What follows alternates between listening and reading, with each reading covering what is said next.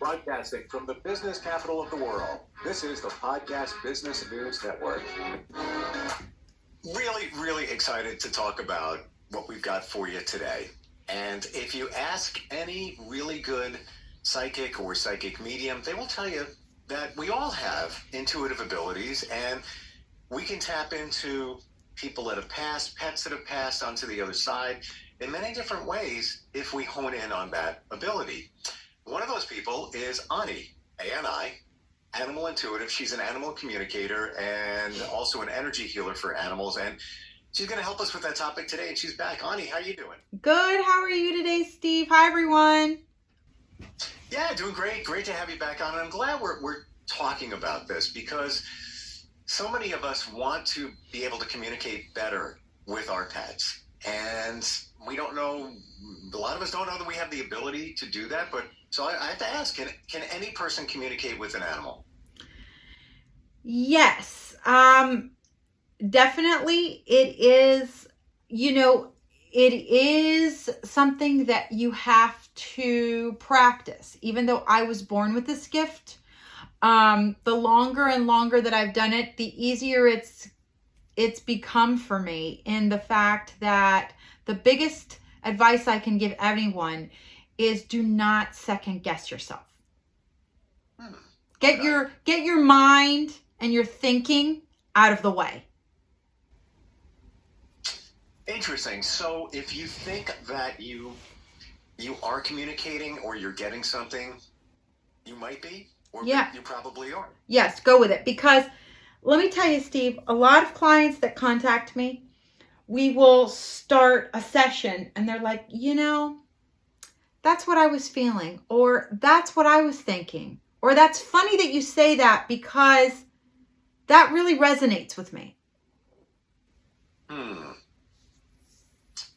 Interesting. I always wonder if your animal can pick up your vibes. Like if you're thinking something or you're in a certain mood, do they receive that as well? Can we call that communication? Yes, because remember that everything is energy. Everything is frequency, speaking scientifically.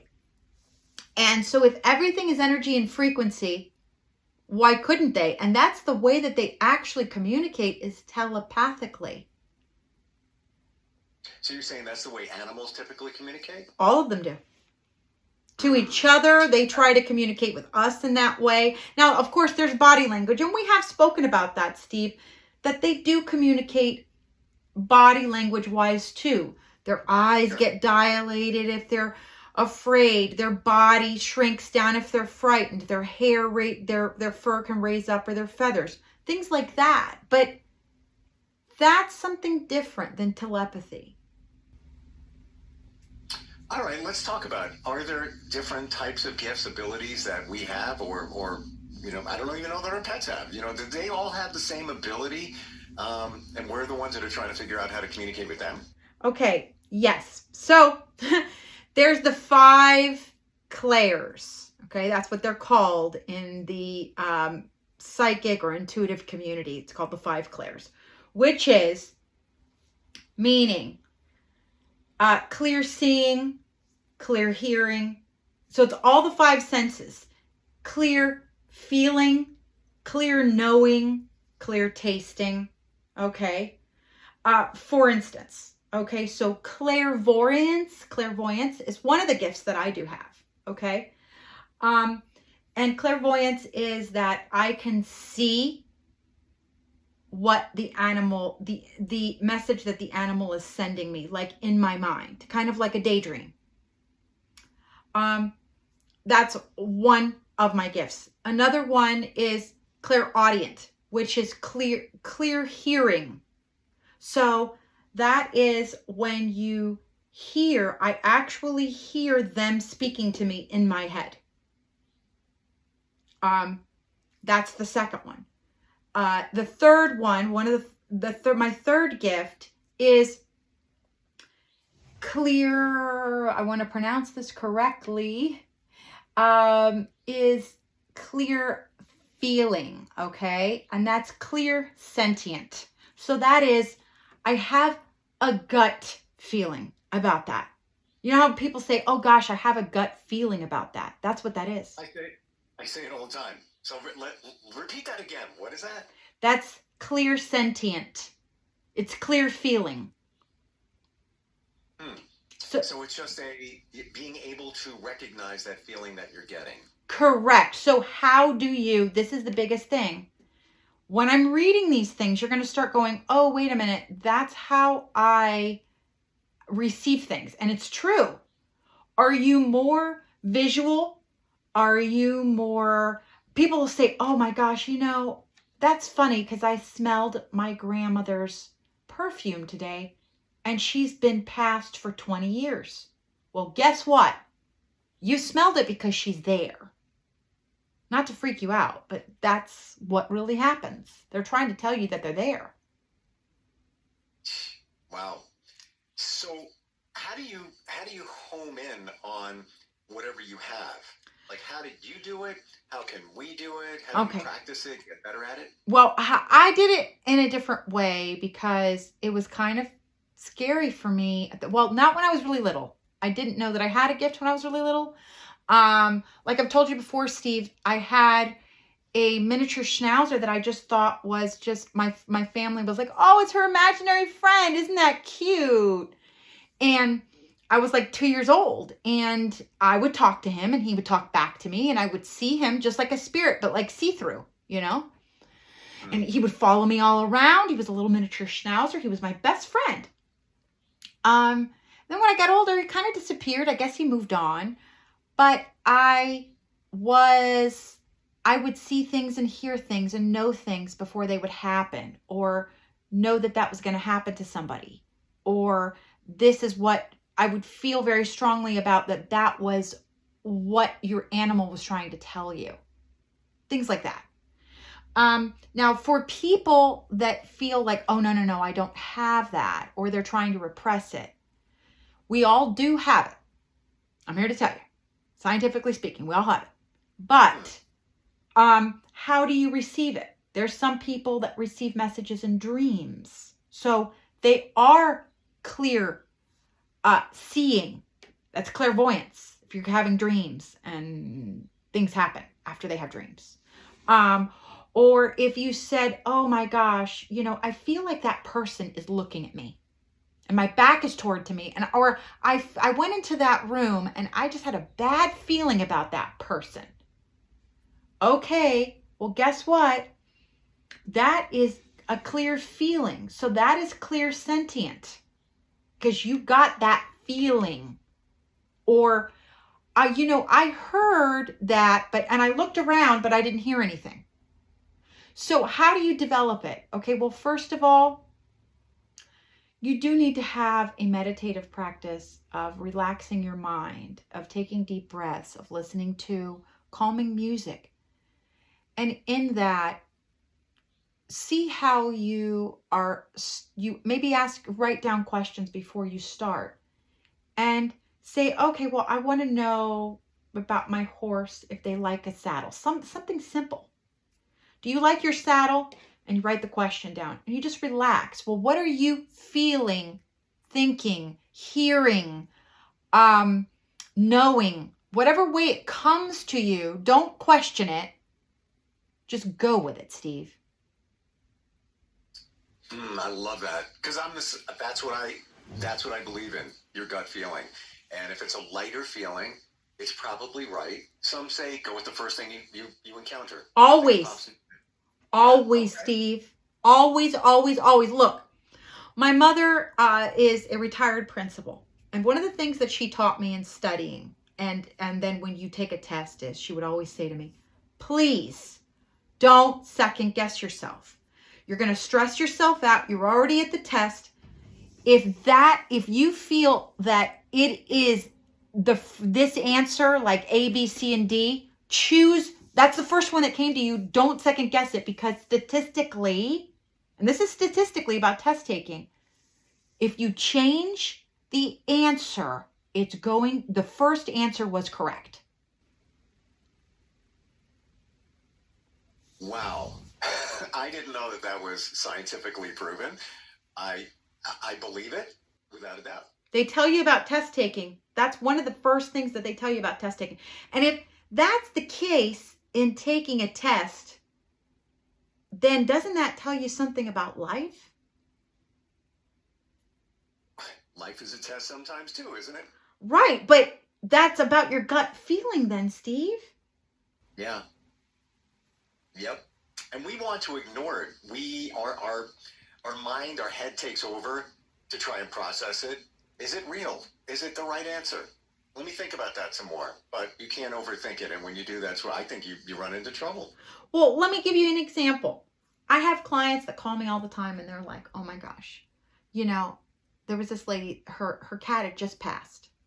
And of course she was very, very sad because this was her baby. And she says to me, he's only been gone 2 days, but right after he passed, I felt him. And then I looked the corner of my eye for one split second. I swear to you, I saw him. And I said, you did see him. Don't deny that. You're not crazy. You saw him. Now, is that something that you see from time to time, Ani? Yes. It's happened to me numerous times. Yeah, like just a flash of a face or something similar to that?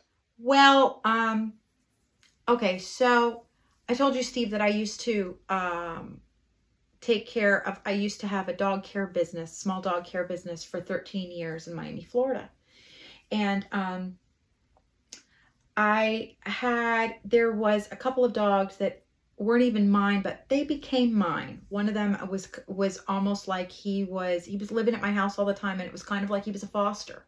And I took care of him for the last 2 years of his life. He was a senior dog. He was 17 when he passed. And he was a little Maltese. He was adorable. His name was Mio. And when he came to me that morning, he told me, he said, it's time for me to go home. You've got to take me to the vet and help me. It's time for me to go home. Wow. And I said, okay. So we went to, it was really early. It was like 4:30, but we went to the emergency vet and I called his owner because he still had an owner, but he was living with me all the time. And I took him and the owner met me there and he passed calmly. It was totally peaceful. I held him the whole time. And the next day, I saw him sitting in his little dog bed 3 times, 3 days in a row, Steve. And you saw this where? I saw it in my home. Like I was awake. And I saw him sitting in his bed, like as a ghost kind of apparition. Wow. And did you believe it? Of course. After the work I've been in for decades, of course. Okay. I just wondering, because now it's closer to home for you. Are there animals that just don't want to communicate? Are there some that just, no, I'm not talking to you? That does happen from time to time, and I do realize that it may be, and this is not that I'm judging, Steve, but it may be because the person is either not kind of like judging what I'm getting, or if there's a lot of blocked energy, kind of like they only want to hear one thing.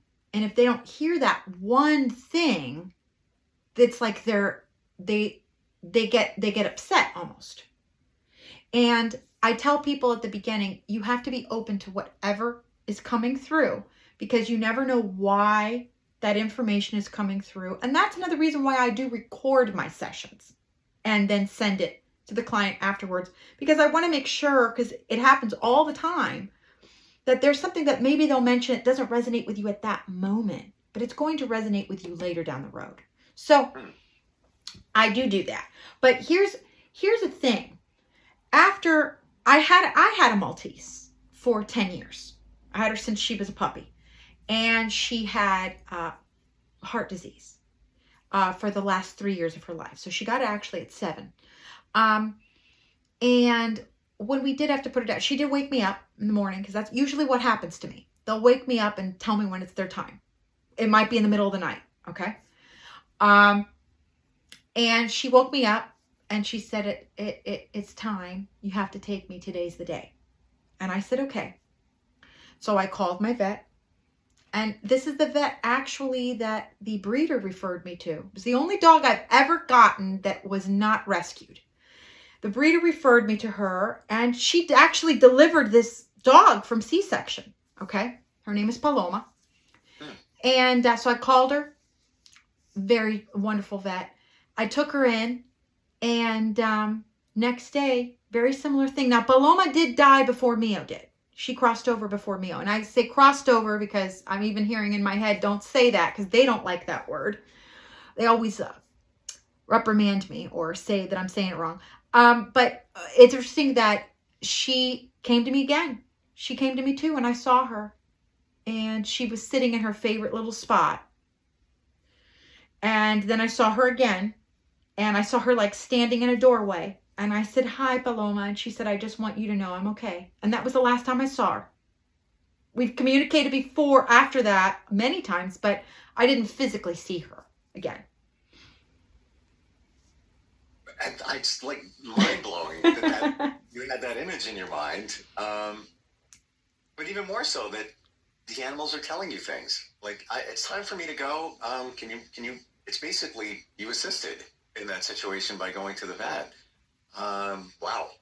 Before we even continue, I want to tell people, if this is resonating with you, if you want to communicate with your animal or have Ani do it, she is available, Ani, A-N-I, animalintuitive.com. Summer special going on. Another few days left on this one to the end of the month, the end of July, and that's a 45-minute session for the 30-minute price. So just go to the website, animalintuitive.com. Click on the bright purple banner at the top, and you'll get that deal and save money and potentially get peace of mind, too, for a lot of us, right? $35 off, guys. It's only a couple more days. Get it now. Yes. Yeah. And it's like you've said before, Steve, there's so many things that you may want to know or just get confirmation on. 100%. By the way, you read a kitten that we were going to adopt. And you just, it was quick. You just like, hey, just letting you know. So we got the kitten over the weekend. Yay! And I sent you an updated picture, which is a better one. Okay. And when we come back, we're going to take a short break. We do have a question, and I'll give you the download of the whole situation. Please. Please. Okay, I'm looking forward to it. Okay, we're with Ani, and we're coming right back. The Podcast Business News Network. We are back, and we're talking about communicating with your animal and how you can actually do it. We all have the ability. Some of us are more tuned into it than others. And one of those people would be Ani, and she's with us today, Ani, animalintuitive.com. Shelly is in Ann Arbor, Michigan, and checks in on our instant feedback line, instantfeedbacksteve@gmail.com. She says, I heard your story about seeing pets that had passed. My dog Rufus passed 2 years ago, and I swear I hear his collar jingling every once in a while. Could it really be him? Absolutely. That's not her.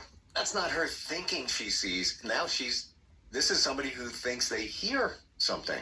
Correct. And now that is clairaudient. So that is clear hearing. Okay?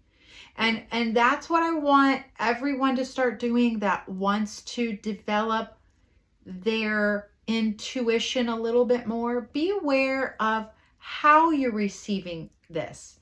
Sit quietly.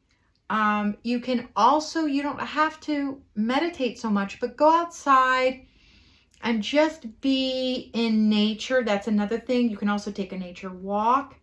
How are you absorbing things more? How do you learn is the question. It's another question, Steve. How do you learn? Are you a visual person? Do you need to hear things? Are you tactile? How do you learn? And that's another thing of how to know how you receive your gifts. So when you say that, do you mean how does each of us individually learn? Because we all learn differently. Yes, we can learn differently. So, for instance, I do learn in different ways, as in the fact of I do, I can, I learn auditorily and pretty much by seeing that, and that's one of two of my gifts, right? But if you notice, how do you receive information the best way? And that is also the way that you're going to receive information intuitively. Give me an example. Okay, so let's say somebody says, oh, I really need to see that again. So need to look at that map to understand it. Or I need to hear the tape of learning that information on an audio. Or, you know what? No, I need to touch that model in front of me to really absorb and understand how that works. Or I need to smell. Some people will say to me, oh, well, I need to smell it. And this happens to me too. An animal will, let's say if an animal has passed and I ask them, okay, well, what happened? And I'll taste blood in my mouth. And I know that then they'll say to me, oh, I got run over, or oh, there was a internal bleeding, or, I had problems with my teeth and I had blood, so I'll taste it like that, or I'll smell it. But usually I don't smell as much. That's not one of my gifts. So that's what I mean. Does that make sense? Yeah, we all have a different way that we receive information or training. Correct. It resonates differently with each of us. Sometimes it could be somebody needs to see it, hear it, taste it, smell it, whatever it might be. But we're all different the way we process. Mm-hmm. Right? Correct. Okay. Gotcha. Can you communicate with animals the same way who have crossed over? Is it kind of the same process? It is. For me, it's exactly the same process, because I am connecting with their soul, their higher self. And it really is the same process. All I need is their photo and their name, and that's it. I really, it's best if I don't know anything else.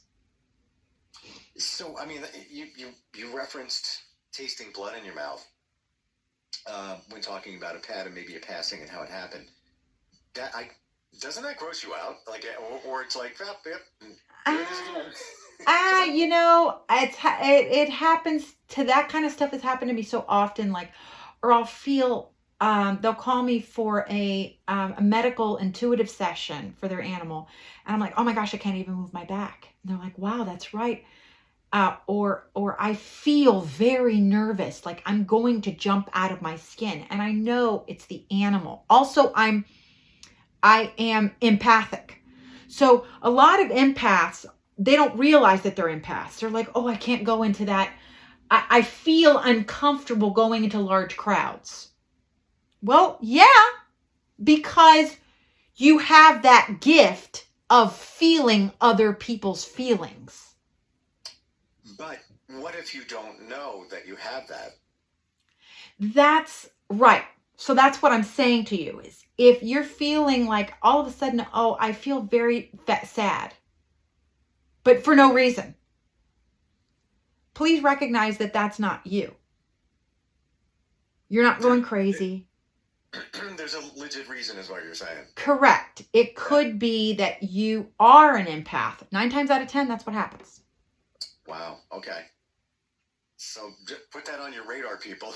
You may be one. And I have a friend who I identified it for her.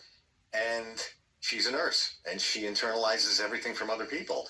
And I said, you realize you're probably an empath? There's a reason that it takes you 2 days to recover from working because of everything that you took on when you worked with patients.